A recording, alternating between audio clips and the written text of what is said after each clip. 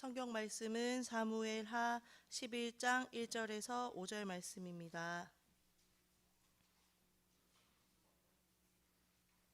구약성경 477페이지입니다. 다 찾으신 줄로 알고 제가 대표해서 읽겠습니다. 그 해가 돌아와 왕들이 출전할 때가 되매 다윗이 요압과 그에게 있는 그의 부하들과 온 이스라엘 군대를 보내니 그들이 암몬 자손을 멸하고 랍바를 에워쌌고 다윗은 예루살렘에 그대로 있더라. 저녁때에 다윗이 그의 침상에서 일어나 왕궁 옥상에서 거닐다가 그곳에서 보니 한 여인이 목욕을 하는데 심히 아름다워 보이는지라. 다윗이 사람을 보내 그 여인을 알아보게 하였더니 그가 아뢰되 그는 엘리암의 딸이요 햇사람 우리아의 아내 바세바가 아니니까 하니, 다윗이 전령을 보내어 그 여자를 자기에게로 데려오게 하고 그 여자가 그 부정함을 깨끗하게 하였으므로 더불어 동침하매 그 여자가 자기 집으로 돌아가니라. 그 여인이 임신하매 사람을 보내 다윗에게 말하여 이르되 내가 임신하였나이다 하니라. 아멘.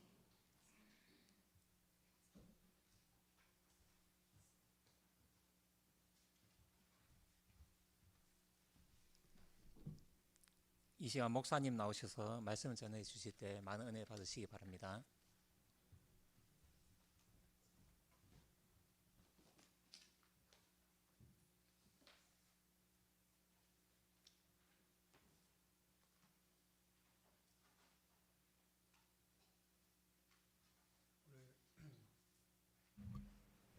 오늘 찬양 인도부터 해서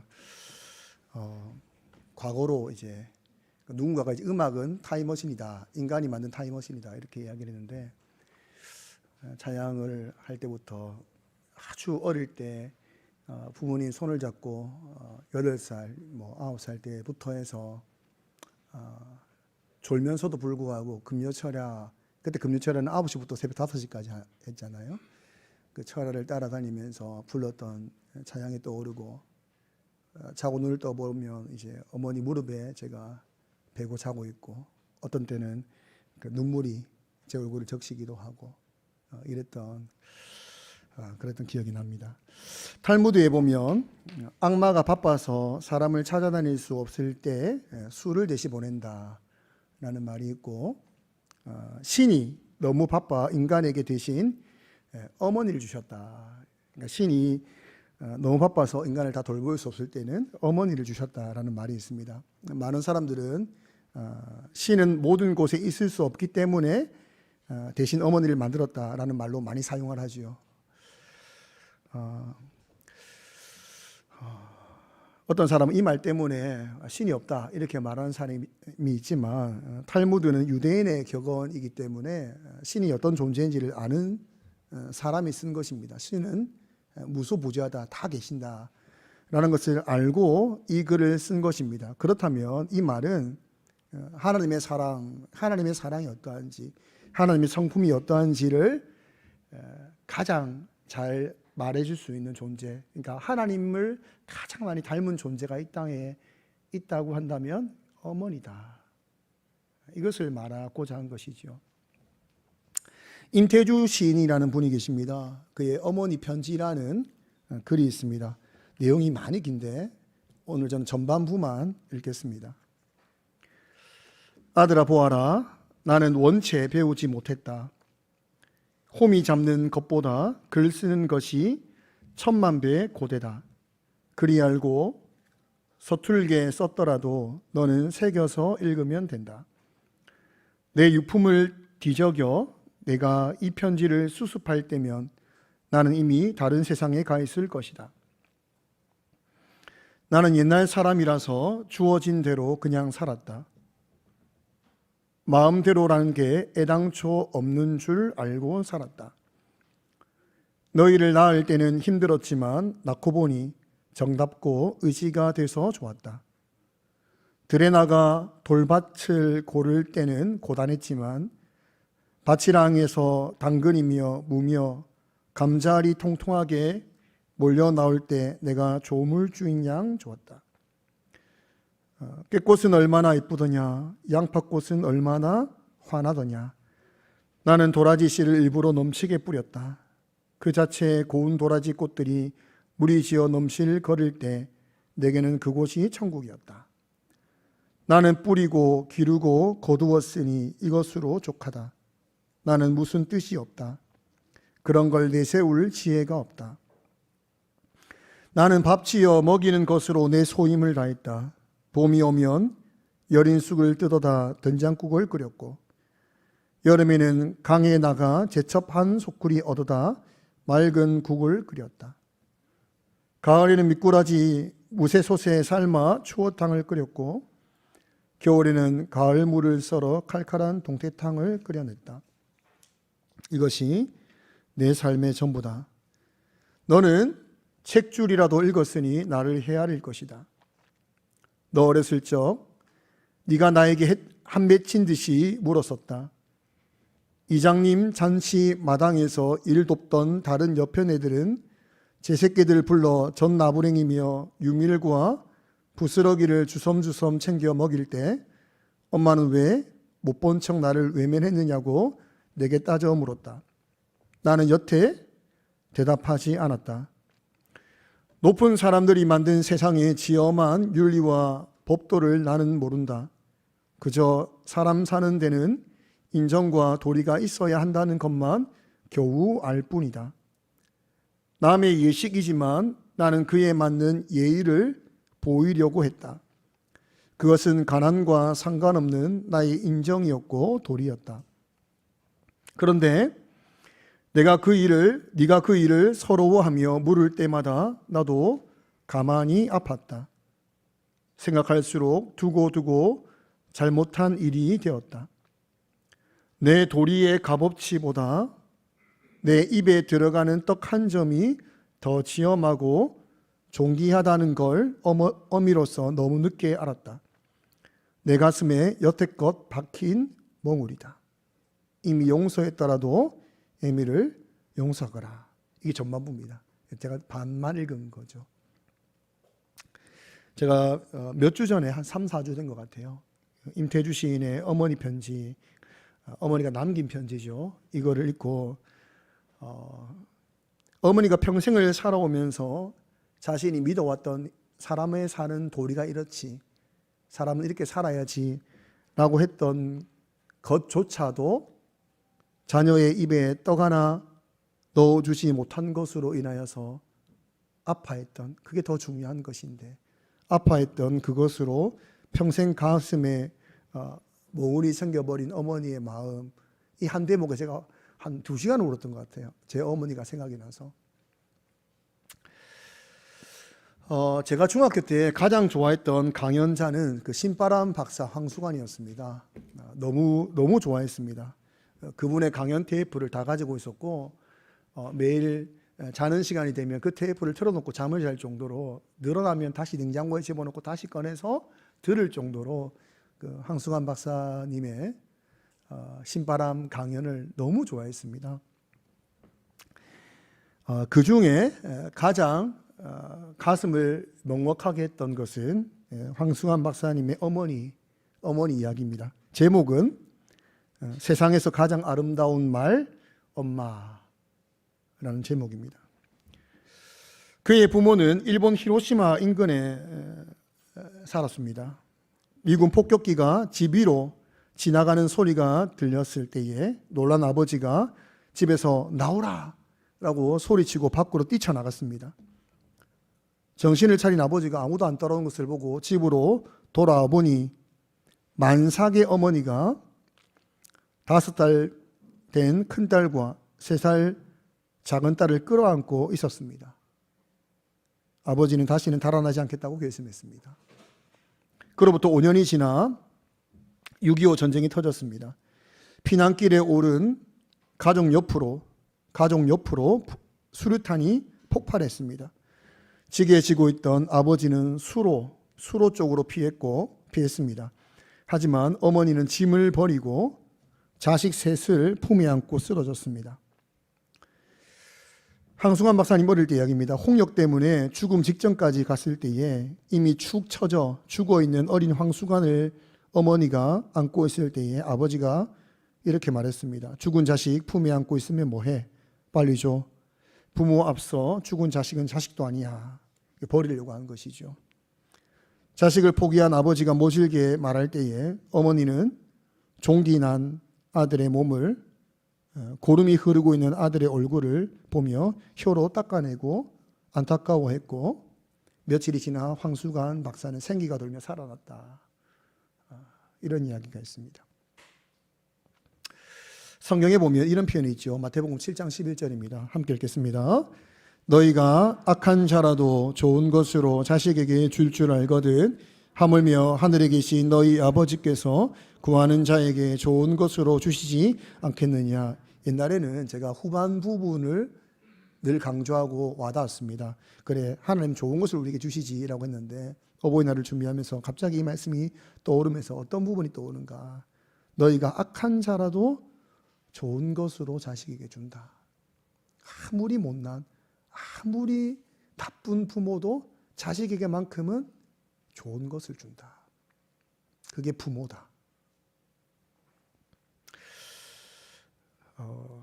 우리가 예수님의 계보를 보면 5명의 그 여인이 나옵니다.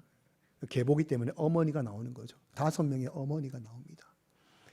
이 어머니 중 어머니들은 다 이름이 있죠. 다말, 라합, 룻, 그 다음에 마리아. 4번째는 그 어머니의 이름이 등장하지 않습니다. 우리아의 아내 이렇게 등장을 하죠. 우리가 그 사람이 누군지 다 아는데 그 이름을 말하지 않습니다.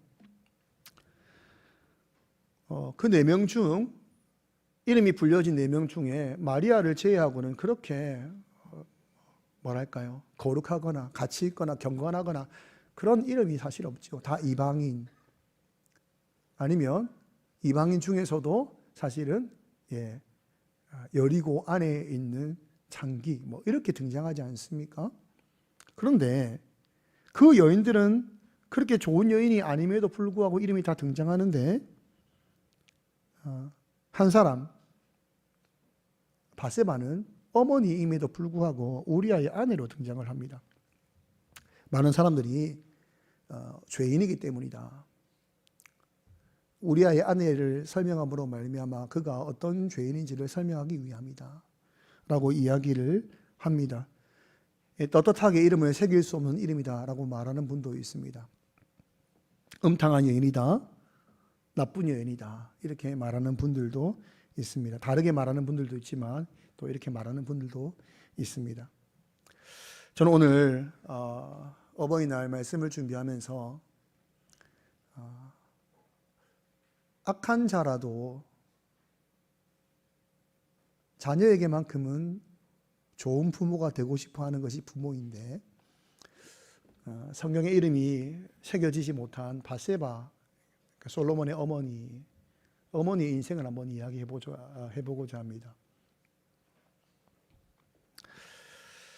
우리가 솔로몬의 신앙이 아버지의 신앙만일까 그렇게 보기는 어려울 것입니다. 성경에 보면 누군가가 잘못을 있을 때에 아니 같은 왕의 자녀인데 왜 이 사람은 이런 잘못이 있지?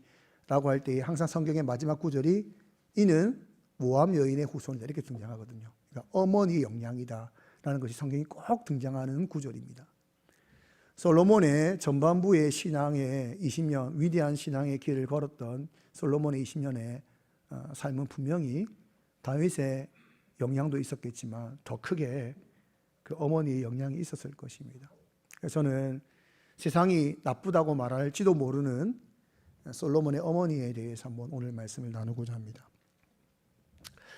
오늘 우리가 읽었던 본문 11장은 이스라엘과 암몬의 전쟁 중에 일어난 이야기다라고 이야기하고 있습니다. 1절을 제가 다시 읽겠습니다. 그 해가 돌아와 왕들이 출전할 때가 되매 다윗이 요압과 그에게 있는 그의 부하들과 온 이스라엘 군대를 보내니 그들이 암몬 자손을 멸하고 랍바를 에워쌌고 다윗은 예루살렘에 그대로 있더라. 어떤 분들은 다윗이 전쟁을 나가지 않은 것을 문제 삼는 분이 있고 어떤 분들은 아니 왕이 전쟁을 왜 나가냐 이렇게 말하는 분들도 있습니다. 왕이 전쟁에 나가서 죽게 되면 그것이 더 문제가 아니냐. 그러니까 왕은 안전한 곳에 있고 지휘관을 보내면 되는 거 아니냐. 우리가 이제 영화를 보게 되면, 중세 전쟁을 보게 되면 왕이 출전하는 경우는 사실 거의 없지요. 중국 영화를 보게 돼도 사실은 왕은 출전하지 않고 장군, 지휘관을 보내서 전쟁을 하게 됩니다. 우리나라의 역사도 그렇지요. 왕이 직접 출전하는 경우는 없습니다. 그러다 보니까 우리의 경험을 토대로 하여서 그래, 왕이 출전하는 것은 아니지라고 생각을 합니다. 근데 오늘 1절에 뭐라고 이야기하죠? 그 해가 돌아와 왕들이 출전할 때가 되었다. 왕들이 출전할 때가 되었다라고 이야기합니다. 그러니까 지금 사무엘 하의 저자는, 성경 저자는 지금 다윗이 군사들과 함께 출전하게 할 때가 되었다, 출전하는 것이 맞다라고 지적을 하고 있는 것입니다. 만약 다른 이유로 말미암아 출전을 하지 못한다 할지라도 자신의 군대를 전쟁터에 보낸 왕의 모습은 매우 중요할 것입니다. 경건한 모습으로, 기도하는 모습으로 분명히 살아야 할 것입니다. 여러분, 왜 출전한 것이 마땅한가? 그 시대를 우리가 이해할 필요가 있는데, 사무엘상 8장 20절입니다. 함께 읽겠습니다. 우리도 없군요. 제가 읽겠습니다. 우리도 다른 나라들 같이 되어 우리의 왕이 우리를 다스리며 우리 앞에 나가서 우리의 싸움을 싸워야 할 것이니라 하는지라. 이게 사사시대를 지나면서 사무엘에게 백성들이 우리도 왕이 필요합니다 라고 요청할 때에 왜 부러워했는가 하면, 다른 나라는 어떻게 한다는 거죠? 왕이 앞서 싸운다 이 말이에요. 그러니까 그 시대는 전쟁을 할 때에 누가 앞장선다는 거죠? 왕이 앞장서는 겁니다. 그러니까 지금 사울 왕이 왜 뽑혔는가? 앞장서는 왕을 위해 뽑은 거예요. 다윗왕은 지금 백성들이 바라는 그 바람 중에 하나가 뭐죠? 앞장서서 싸우는 왕입니다. 그 시대가 그런 시대고, 그것을 바라는 마음으로 이스라엘의 왕이 선출된 거예요. 그러니까 전쟁 중에 나가야 되는 왕인데 지금 다윗이 나가지 않은 것입니다. 나가지 않은 것을 큰 문제로 삼기는 어렵겠죠. 그런데 문제는 뭐냐 하면, 후방에 머물러 있는 다윗의 모습입니다. 2절에 보니까 낮잠을 자다가, 이렇게 시작하는 거예요. 낮잠을 자다가 저녁에 일어나. 낮잠을 잔 거예요. 우리가 11장 2절에 보면, 저녁때에 다윗이 그의 침상에 일어나, 저녁때까지 뭐 했다는 거예요? 잔 거예요. 낮잠을 푹 잔 겁니다. 평소에 낮잠을 자는 거야 무엇이라 말하겠습니까? 근데 지금 아주 중요한 전쟁을 하고 있는 상황에서 낮잠을 자고 저녁에 일어났다라고 이 지금 성경 저자가 이것을 기록하는 것은 무엇을 말하고자 하냐면, 지금 다윗이 얼마나 영적으로 무뎌져 있고 무너져 있는가를 지적하고자 하는 것입니다. 지금 왕으로서 합당하지 못한 거예요. 영적으로 깨어있지 못한 상태다라는 것을 말하는 것입니다. 그런 사람이 저녁에 되어서 왕궁 옥상을 거니는데 이제 목욕하는 여인을 보게 됩니다. 여인이 매우 아름다웠다라고 이야기합니다. 여러분, 영적 상태가 좋으면 죄에 민감하지요. 그러면 영적 상태가 좋은 상태에서 누군가의 벗은 몸을 보게 되면 어떻게 해야 되죠? 눈을 감든지 고개를 돌려야 되는 거예요. 그것이 당연한 것입니다. 내 눈과 내 마음을 내가 지켜야 되는 것이죠. 네가 왜 벗었어? 이것이 아니라 내가 내 눈과 내 마음을 지켜야 되는 것입니다. 영적으로 깨어있다면 당연히 다윗이 여인이 벗은 몸을 보자마자 고개를 돌려서 그 여인을 보지 않아야 정상입니다. 근데 여인을 보는 눈을 고정한 상태로 뭐라고 하냐면 저 여인 누구야? 이렇게 묻는다는 거예요. 얼마나 지금 다윗이 무너져 있는가를 말해주고 있는 것입니다. 밧세바의 잘못을 지적하는 분도 있지요. 왜 나와서 굳이 그 다윗의 눈에 띄었냐 이렇게 말하는 분이 있습니다. 여러분, 저녁 때에 나왔다 라는 것은 시간적으로 볼 때는 이제 해가 지고 있는 거잖아요. 해가 완전히 져버리면 보입니까? 안 보입니까? 안 보이지요. 그러니까 밝을 때 나오지 않고 완전히 해가 지면 할 수 없으니까 그 해가 지고 있는 상황에 나왔다는 것은 밧세바는 목욕을 하기 위해 나왔지만 사람의 시선을 피할 수 있는 시간을 기다렸다가 그 시간에 맞추어 나왔다라고 볼 수 있는 것입니다. 왜 목욕을 했냐? 이 질문을 하는 분도 있을 것입니다. 4절입니다. 4절에 보면 4절을 함께 읽겠습니다. 시작. 다윗이 전령을 보내어 그 여자를 자기에게로 데려오게 하고 그 여자가 그 부정함을 깨끗하게 하였으므로 더불어 동침함에 그 여자가 자기 집으로 돌아가니라. 뭐라 되어 있지요? 부정함을 깨끗하게 하기 위해서 목욕을 하고 있다라고 이야기합니다.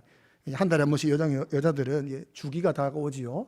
그 주기가 되면 그것이 끝나고 나서 반드시 해야 될 것이 뭐냐면 부정했기 때문에 정결의식을 해야 됩니다. 몸을 씻는 이 정결의식을 해야 되는 것입니다. 다르게 말하면 밧세바는 율법을 따라서 정결의식을 했고 사람들의 눈을 피할 수 있는 시간에 나와서 그러니까 가장 정상적인 방법인 거예요. 가장 정상적인 방법으로 그 일을 한 것 외에는 없는 것입니다. 그런데 다윗의 상태가 무엇입니까? 눈을 고정한 상태로 그 벗은 몸을 본 상태로 그 여인이 어떤 여인인지 알아봐라 라고 이야기합니다. 3절에 보니까 이 밧세바의 가문이 등장합니다. 제가 읽겠습니다. 다윗이 사람을 보내 그 여인을 알아보게 하였더니 그가 아뢰되 그는 엘리암의 딸이요 햇사람 우리아의 아내 밧세바가 아니니까 하니. 여기서 중요한 것이 뭐냐면 신하가 이 말을 한 의도가 뭐냐면 왕이시여 지금 당신의 눈을 고정해서는 안 됩니다 라는 의도가 깔려 있는 거예요. 왜냐하면 지금 이 여인은 아주 왕에게 중요한 인물의 가문의 딸이기 때문입니다. 그는 엘리암의 딸입니다. 그는 우리아의 아내입니다 라고 이야기합니다. 여러분 지금 이 말을 들었을 때는 다윗은 당장 지금까지 눈을 고정했더라도 이 말을 들은과 동시에 고개를 돌렸어야 되는 거예요. 그만큼 이 이름들, 지금 등장한 이름들은 중요한 이름입니다. 엘리암이 누구냐 하면 나중에 다윗이 이제 인생을 마감할 때에 다윗의 가장 충성스러운 30인의 용사가 등장하거든요. 그중 한 사람이 엘리암이에요. 30인의 용사, 평생을 다윗을 위해 목숨 바쳐 싸운 충성스러운 용맹한 용사, 끝까지 다윗을 지킨 용사, 그 30인 중에 한 명이 엘리암입니다. 더 중요한 게 있어요. 밧세바의 할아버지가 있거든요. 엘리암의 아버지가 있습니다. 그가 누군가 하면 아히도벨입니다. 아히도벨. 여러분 아히도벨이 어떤 사람인가? 사무엘하 16장 23절입니다. 함께 읽겠습니다. 그때에 아히도벨이 베푸는 계략은 사람이 하나님께 물어서 받은 말씀과 같은 것이라. 아히도벨의 모든 계략은 다윗에게나 압살롬에게나 그와 같이 여겨졌더라. 여러분 지금 다윗 시대가 전쟁을 할 때 수많은 전쟁에 성공을 할 수 있었던 그 근원이 뭐냐 하면 다윗에게는 하나님의 말씀과 같이 아주 지혜로운 모사, 지혜의 사람이 있는데 아히도벨입니다. 아히도벨. 그러니까 이런 성경에 보면 모사의 위치가 얼마나 중요한지 알잖아요. 페르시아의 황제도, 페르시아의 왕도 모든 왕비조차 내 옆에 올 수 없지만 그럼에도 불구하고 침상까지 올 수 있는 유일한 존재는 모사입니다. 모사. 지혜의 사람들. 아주 중요한 사람들. 이 사람이 누구냐면 아히도벨입니다. 다윗에게 있어서 가장 지혜로운 사람, 꼭 하나님께 물어서 받은 것처럼 말할 수 있는 지혜의 사람이 아히도벨인데 그가 밧세바의 할아버지입니다. 나중에 아히도벨이 반역을 합니다. 이 반역의 배경은 전부 다 밧세바의 사건 때문이다라고 알고 있습니다. 아히도벨이 반역을 할 때에 이 반역이 압살롬이 반역을 할 때에 아히도벨이 압살롬의 반역에 참여하는데 압살롬의 반역의 결정적인 실패의 원인이 뭐냐? 사무엘하 17장 14절 함께 읽겠습니다. 압살롬과 온 이스라엘 사람들이 이르되 아랫 사람 후세의 계략은 아히도벨의 계략보다 낫다 하니 이는 여호와께서 압살롬에게 화를 내리려 하사 아히도벨의 좋은 계략을 물리치라고 명령하셨음이더라. 계략이 누가 더 뛰어나냐면 아히도벨인데 압살롬이 선택을 잘못했다라고 이야기하는 거예요. 여러분 다윗이 도망갈 때에 후세가 기다리고 있다가 저는 압살롬에게로 갑니다라는 이야기를 하거든요. 왜 할까? 그에게는 아히도벨이 있기 때문입니다. 이 말하는 거예요. 지금 다윗이 도망가는 이 상황에서 방법이 없는 거예요. 왜? 아히도벨이 있는 한 다윗은 죽는 거예요. 무조건. 그래서 또 다른 모사인 후세가 목숨을 걸고 가서 자신이 이간질을 하겠다는 거예요. 그래서 아히도벨이 기가 막힌 계략을 이야기하는데 후세가 왕이여 너무 좋은 계략이지만 이게 낫지 않겠습니까? 라고 이야기했다는 거예요. 그때 압살롬이 멍청하게도 후세의 계략을 선택해서 이 반역이 실패로 돌아갑니다. 그만큼 아이도벨의 지혜가 하늘 끝까지 닿은 사람이라는 겁니다. 그가 누구냐? 밧세바의 할아버지입니다. 여러분, 다윗이 평안의 때가 왔다는 것은 수많은 전쟁을 한 결과인데, 그 수많은 전쟁을 했을 때 누구의 도움을 가장 많이 받았을까요? 아이도벨입니다. 누구의 도움을 가장 많이 받았겠습니까? 엘리암입니다. 그리고 밧세바의 남편이 우리아는 또 우리가 성경을 읽어보면 얼마나 충성스러운 사람입니까?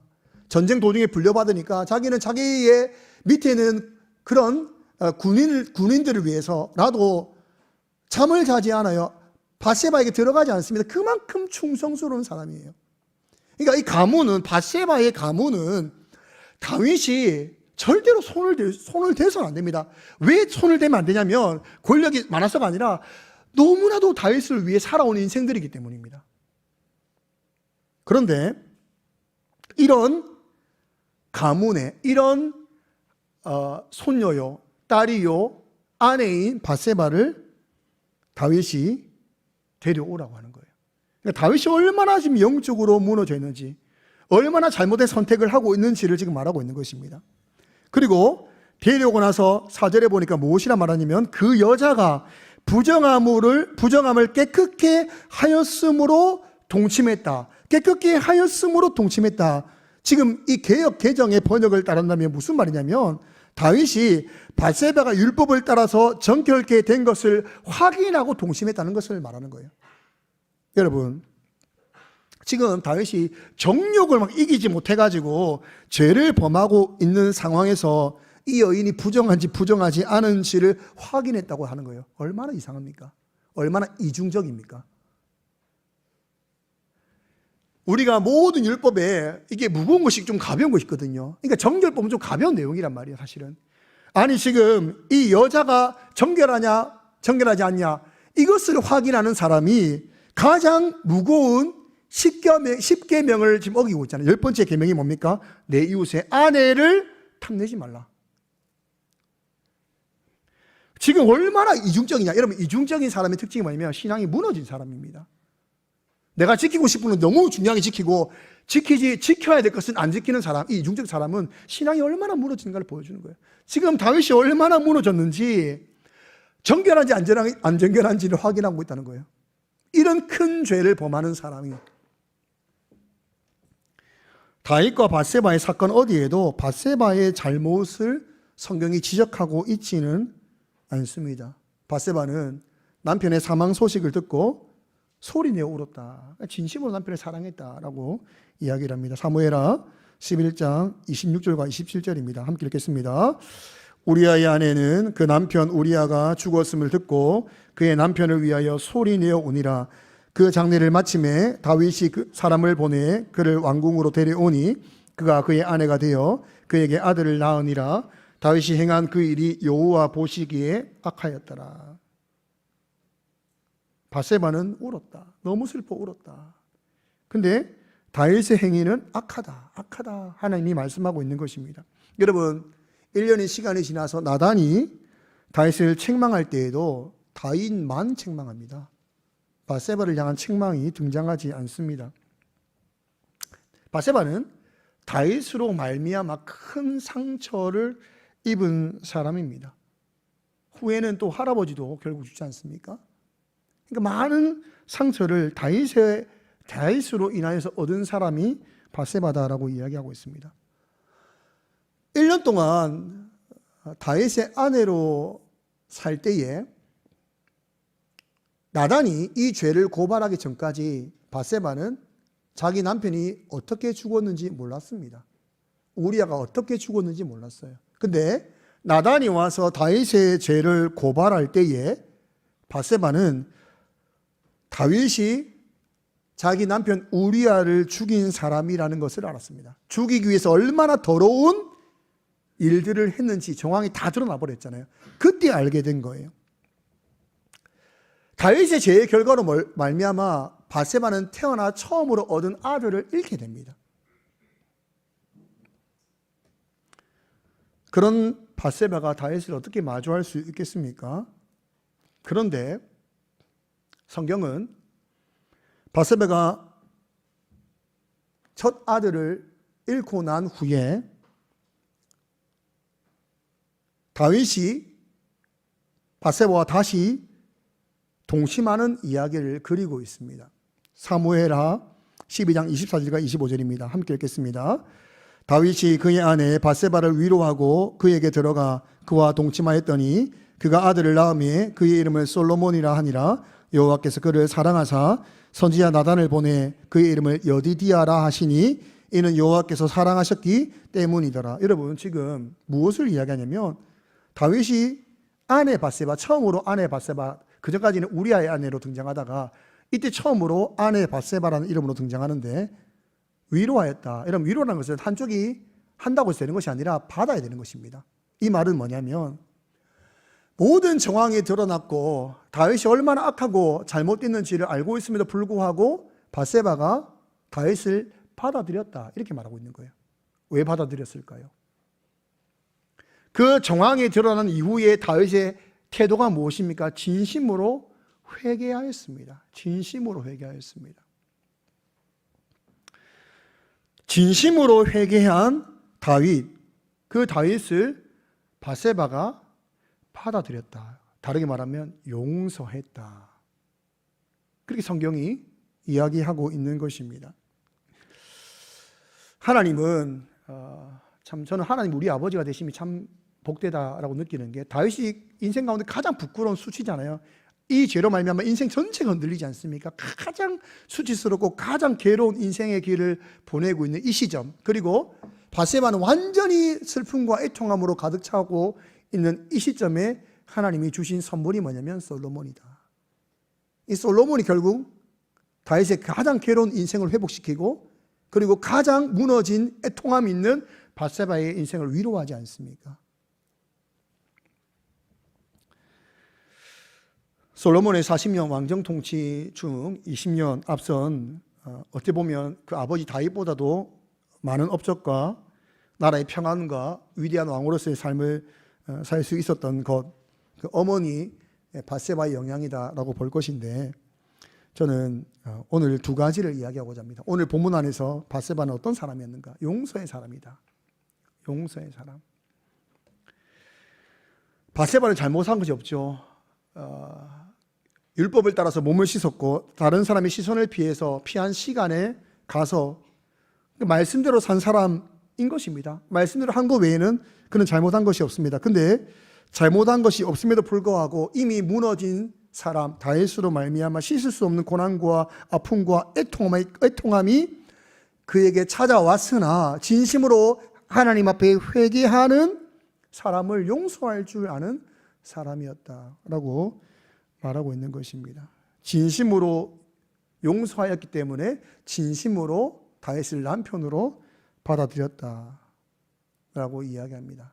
그 안에 솔로몬이 살았다. 여러분 이게 왜 중요할까요? 베드로가 예수님께 이렇게 묻습니다. 형제가 내게 죄를 범할 때 몇 번 용서할까요? 이렇게 질문하지 않습니까? 7번 되겠습니까? 이런 질문할 때 예수님께서 7번을 70번까지라도 하라 라는 용서의 말씀을 하십니다. 그리고 하나님 나라가 이렇다라는 비유를 말씀하십니다. 하나님 나라가 어떤 나라인가? 그때 1만 달란트 빚진 자의 비유를 하는 것입니다.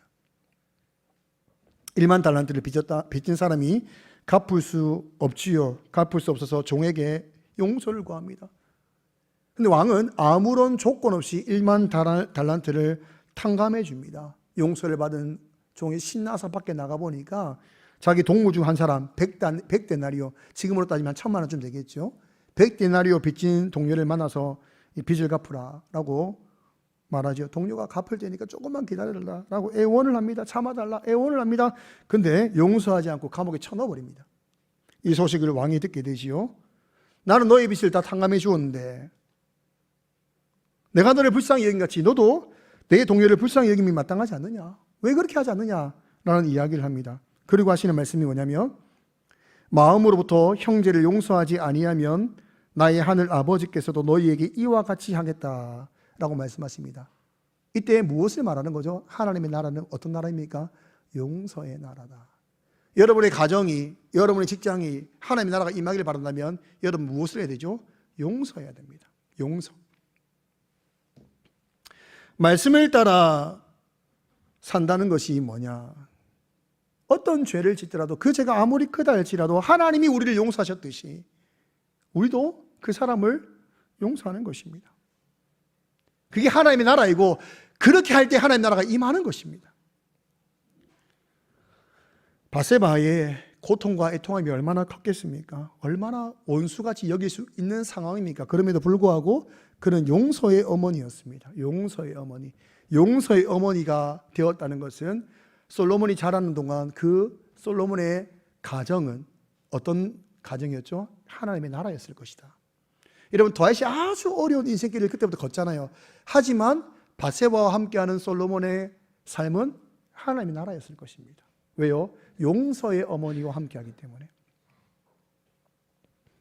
오늘 본문에 나와 있지 않지만 우리 바세바의 삶을 또 하나 보여주는 두 번째는 바세바는 말씀을 신뢰하는 사람이었다라고 말을 합니다. 바세바가 솔로몬에게 남긴 것이 뭐냐라고 묻는다면 용서를 남겼고, 두 번째는 하나님의 말씀을 끝까지 붙잡아라, 신뢰해라 라는 것을 남겼다라고 말할 수 있습니다. 솔로몬이 앞선 20년 통치를 잘한 것은 말씀을 붙잡은 삶이었고, 이후에 실패한 20년의 통치는 말씀을 신뢰하지 않고 떠났기 때문입니다. 그 신뢰를 누가 가르쳤는가? 바세바가 가르쳤다라고 이야기할 수 있습니다. 다윗이 나이가 들어서 이제 언제 죽을지 모르는 상황까지 왔습니다. 그때 가장 불안한 사람이 누구였는가 하면 솔로몬과 바세바였습니다. 왜냐하면 다음 왕위의 계승자로 유력한 사람이 아도니아였기 때문에. 네 번째 아들 아도니아. 아도니아가 왜 유력했는가 하면 네 번째 순위이기도 하고, 위에는 없잖아요. 네 번째 순위이기도 하고 가장 유력한 사람들이 다 아도니아에게 붙어있는 상황이었습니다. 그러니까 솔로몬은 왕따였거든요. 그럼에도 불구하고 바세바는 기다렸습니다. 기다린 게 뭐가 대단한 거냐라고 말할지 모르지만 대단한 겁니다. 왜 대단한가 하면 여호와께서 다윗을 통해서 다윗 다음의 왕이 솔로몬이라고 이미 말씀하셨기 때문입니다. 그러면 여러분, 이미 받은 것으로 알고 있는 사람이 다윗이 그냥 죽게 되면 얼마나 불안합니까? 그리고 아도니아는 지금 사람들 모아가지고 자기 왕이다, 왕 만세 이렇게 하고 있는 상황인데 이런 급박한 상황까지 왔단 말이죠. 그럼 가장 불안한 사람은 솔로몬이거든요. 바세바거든요. 근데 그 일이 있기 전까지 바세바는 침묵을 하고 있습니다. 찾아가고 싶잖아요. 왕이시여, 지금 뭐합니까? 정신 차리세요.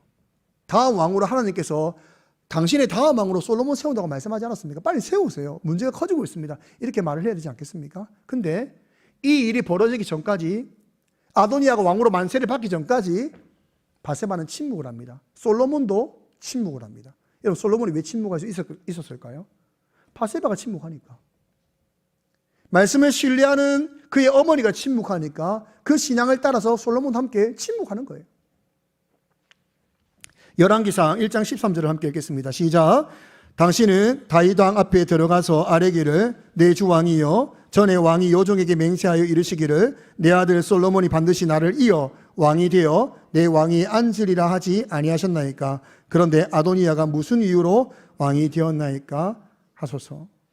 이 약속이 어디 있는가 하면 이미 받은 것이죠. 역대상 22장 8절에서 10절입니다. 함께 읽겠습니다. 여호와의 말씀이 내게 임하여 이르시되 너는 피를 심히 많이 흘렀고 크게 전쟁하였으니라. 내가 내 앞에 땅을 피 많이 흘렸은즉 내 이름을 위하여 성전을 건축하지 못하리라. 보라, 한 아들이 내게서 나리니 그는 온순한 사람이라. 내가 그로 주변 모든 대적에게서 평온을 얻게 하리라. 그의 이름을 솔로몬이라 하리니 이는 내가 그의 생전에 평안과 안일함을 이스라엘에게 줄 것임이니라. 그가 내 이름을 위하여 성전을 건축할지라. 그는 내 아들이 되고 나는 그의 아버지가 되어 그 나라 왕위를 이스라엘 위에 굳게 세워 영원까지 이르게 하리라 하셨나니. 하나님께서 솔로몬을 내 아들이다, 하나님의 아들이다 라고 말할 정도로, 다윗 너 다음에 성전을 지을 사람이요 너의 다음 왕위는 솔로몬이다 라고 이미 지정하신 것입니다. 그러니까 이것을 아는 사람이 많지 않았어요. 배경적으로 볼 때는 바세바와 나단 외에는 몰랐던 것 같아요. 그러니까 불안하지요. 다윗이 빨리 그것을 선포해야지 끝나는데 말을 하지 않고 아도니아는 이미 반역을 다 준비한 상황이고 수많은 사람은 아도니아에게 몰려있고 그리고 만세까지 왕이여 만세 하는 상황까지 왔습니다. 그 전까지 그런 불안과 위험한 상황에까지도 밧세바는 침묵을 합니다. 왜 침묵할까요? 하나님의 약속이기 때문에. 저는 한 어머니의 이야기를 했지만 어버이 주일날 밧세바가 위대하다 이것을 말하고자 하는 것은 아닙니다.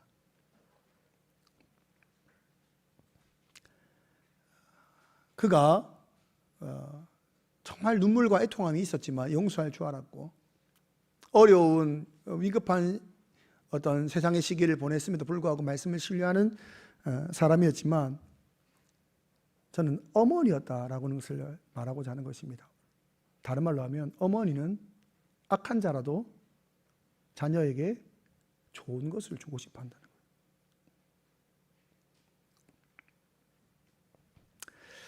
우리가 아까 처음 시작할 때 임태주 시인 어머니의 그 편지를 이야기했지 않습니까? 어머니가 최선을 다해 살아온 인생이지만 자녀의 원망을 들으니 평생 멍울이 생겼다. 저는 모든 어머니, 모든 아버지의 이야기라고 생각합니다. 아마 제 어릴 적 저도 수많은 말들로 어머니 가슴에 못을 박았겠지요. 멍울져 있을 것입니다. 저도 언젠가 가난 때문에 어머니에게 했던 여러 가지 말들이 있거든요. 어머니 가슴에 멍울이 있을 것입니다. 아버지가 되고 보니 자녀들에게 미안한 마음으로 아직 다 녹여지지 못한 멍울들이 가슴에 있습니다. 부모님을 생각하면 멍울지게 해서 미안하고 자녀를 생각하면 자녀에게 미안해서 멍울이 져 있는 인생이다. 왜 그런가? 좋은 것을 주고 싶어서. 근데 못 줘서. 여러분 자녀를 낳고 보니까 자녀가 너무 사랑스럽지요. 가끔 혼내고 나면 마음이 아파서 저는 처음 혼낸 날 밤새 울었거든요. 가끔 혼내고 나면 마음이 아파 힘들지 않습니까? 자녀를 생각하면 잘 되고 있을 때도 염려가 있잖아요. 걱정이 되잖아요. 잠을 자지 못할 고민의 시간을 보내고 있지 않습니까? 기도가 가장 뜨거울 때는 아마 자녀를 위해 기도할 때일 것입니다. 모두 다 그렇지요. 근데 그렇게 기도하고 있는 여러분을 여러분의 부모님이 여러분을 그렇게 길렀다. 제가 이제 임태주 시인의 눈물이 났던 이유가 뭐냐면 제가 아들을 그렇게 사랑하고 그렇게 좋은 것을 주고 싶은데 그것만 막 바라보다가 그 시인의 글을 읽으면서 내 어머니가 나를 그렇게 키웠을 텐데를 지금까지 생각을 못한 거예요. 불만만 생각한 거예요. 왜 그때 그렇게 해주지 않았을까 나한테. 이렇게 생각했다가 내가 자녀를 정말 사랑하고 모든 걸 주고 목숨까지도 줄 수 있다라고 생각하고 난 후 이 시를 읽는 가운데 나의 어머니가 나의 아버지가 그런 마음으로 나를 사랑했겠지. 악한 자라도 좋은 것으로 자식에게 주는 게 부모다. 여러분 성경은 부모를 공경하라라고 말하면서 약속 있는 첫 계명이다라고 이야기하죠. 이것은 하나님이 마땅하게 세우신 것입니다. 이것은 다른 것이 없습니다. 다른 이유가 될 수 없습니다. 마땅한 것입니다. 부모를 공경하는 것, 부모에게 순종하는 것, 부모를 사랑하는 것은 마땅한 것입니다. 내 부모가 이렇게 키웠구나라는 것을 깨달을 때에만 보이지 않는 하나님이 우리를 얼마나 사랑하사 우리를 인도해 가시는지를 알기 시작하는 겁니다. 왜요? 가장 닮은 사랑이 부모의 사랑이기 때문입니다. 그러므로 어버이 주일을 제가 오늘 설교를 좀 많이 길게 했는데 어버이 주일을 지나는데 여러분이 자녀를 얼마나 사랑하는 만큼 여러분의 부모가 여러분을 그렇게 사랑해서 여기까지 온 것입니다. 내 부모를 공경하라. 내 부모에게 순종하라. 이것은 마땅한 것입니다. 그렇게 살아갈 수 있기를 간절히 소망합니다.